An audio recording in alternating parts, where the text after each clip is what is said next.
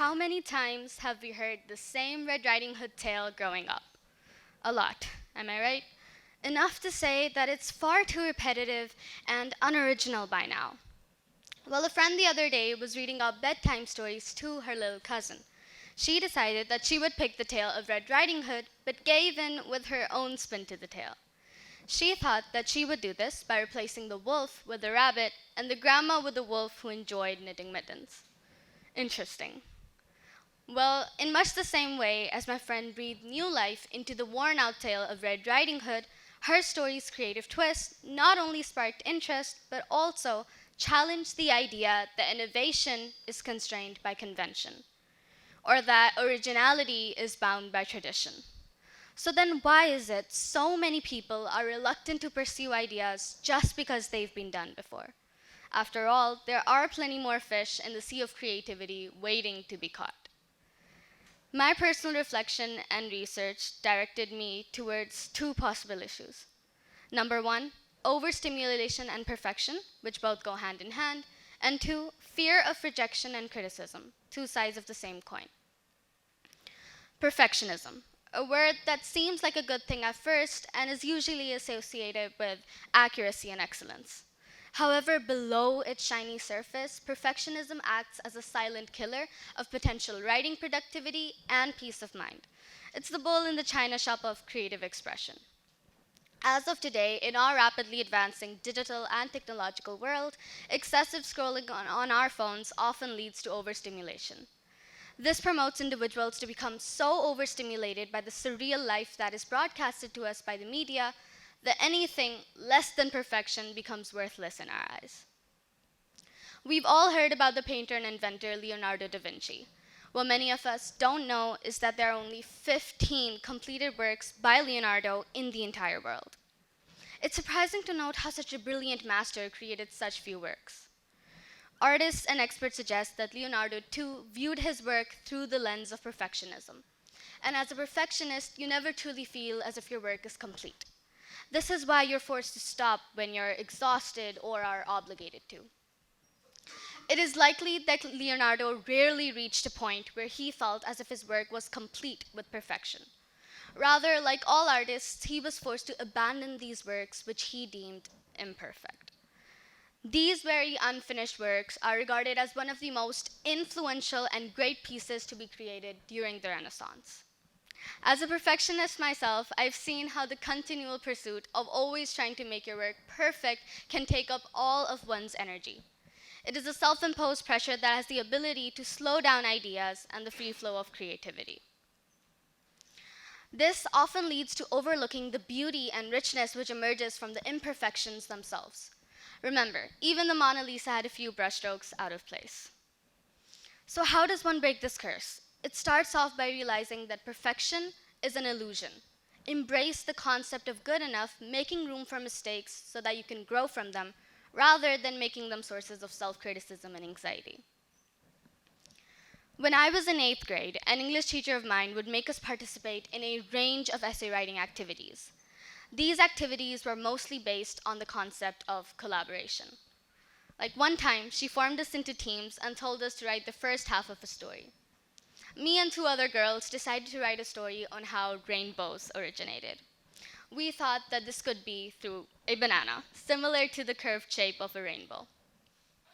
Well, we wrote the first half of the story, and then our teacher told us to take the pages we were writing on, crumble them up, and throw them to any other team in the room at random. Now we each had to complete the different story we got. I recall it was during that writing process when my teacher noted annoyedly, "I don't want to hear any story ending with the same old boring. Then I woke up. It was all a dream. The end." This was a sentence that struck out to me. While I understood it was an overused idea, I didn't find anything wrong with using it all over again. Nevertheless, the fear of being criticized and scolded by my teacher led me to brainstorm other doors of opportunities. And this leads me to my second point and issue, which stops us from using ideas that have been done before. And that is the fear of rejection and criticism, whether this be from nagging English teachers, fellow peers, or even our own inner critic. In my case, the fear of facing judgment and potentially being dismissed as unoriginal kept me from using ideas that could have enormous potential for growth and development. I could have ended my story with, "Then I woke up, I realized I was a cloud which started to disappear in the form of rain, fell to the ground, and sprouted as a tree." But I didn't use that idea because of the fear of being criticized and scolded. This fear is often rooted in a deep-seated need for validation and the misconception that innovative work must always be new. According to creative coach Mark McGinnis, one of the things that stops us from taking an initiative or voicing our opinions into success is the fear of criticism. While criticism can be a valuable tool for growth, there are cases where it can dampen our spirits and prove to be discouraging. What this goes to show is that it is immensely important to approach rejection and criticism positively with a constructive mindset. While this may sound daunting, it's best to confront the truth as is. If you're an artist of any kind, your work will face rejection from editors, curators, and other decision makers at some point. If you're an entrepreneur, encountering criticism from potential customers and investors will be par for the course. Similarly, chasing your dream job or calling will have its fair share of rejected letters.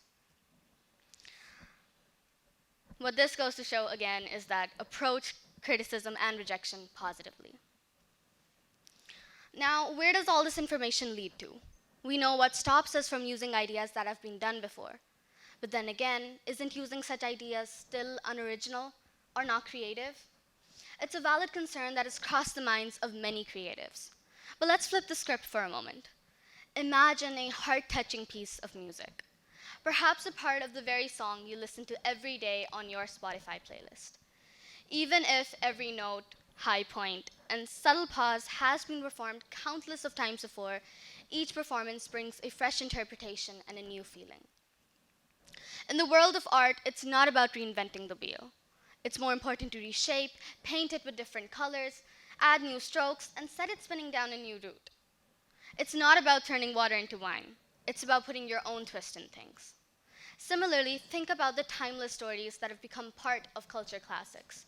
The tragic stories by Shakespeare and the social commentary by Dickens have been told numerous different times, with each generation adding their unique touch to the larger picture of human storytelling.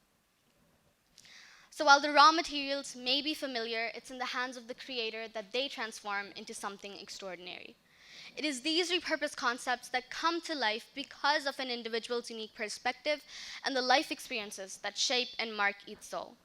Words that truly connect with audiences are the result of blending the old and new, of innovation and tradition. As a takeaway, let me summarize these principles as the 3 E's of creativity. Number 1, embrace good enough. This is to let perfection go by making room for mistakes so that you can grow from them. Number 2, evolve familiar ideas. Recognize the value of these concepts, learning that doing so is not compromising for mediocrity. Rather, use it as an opportunity to breathe new life into them by adding unique features or perspectives.